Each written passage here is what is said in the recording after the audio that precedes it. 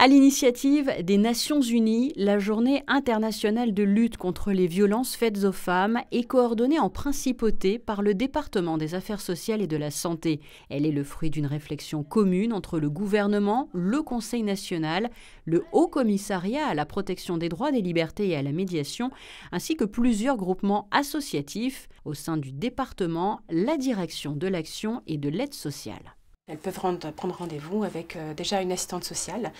polyvalente qui va vraiment s'occuper de toutes les personnes qui pourraient venir nous voir. C'est la porte d'entrée, on va dire, de la DASO pour pouvoir déjà exposer leur situation.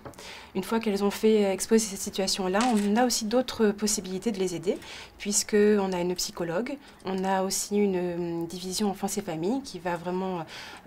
s'occuper des femmes avec des enfants. Et puis on a aussi plusieurs aides, que ce soit des aides financières pour pouvoir leur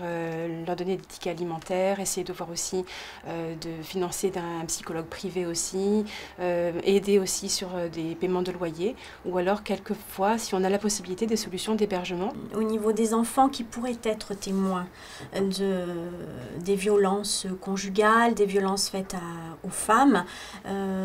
il est important que ce soit pris en considération et au regard de la loi, c'est une mise en danger et il s'agit aussi pour nous avec notre équipe de la division enfance et famille de prendre en charge la famille au complet et aussi les enfants et de pouvoir par une évaluation de vérifier que ces enfants,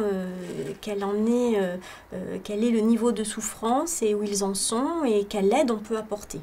Réactivité et confidentialité sont deux termes qui peuvent qualifier le travail accompli ici, car tout est entrepris pour aider les femmes victimes de violences conjugales. Elles sont donc reçues par une assistante sociale lors d'un premier entretien. C'est déjà une écoute importante pour cette personne, lui apporter ça,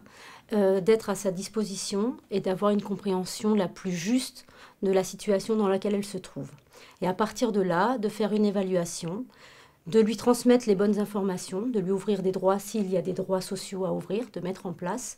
ainsi que de lui donner toutes les informations qui lui seraient utiles afin qu'on trouve une solution à la problématique qu'elle m'a exposée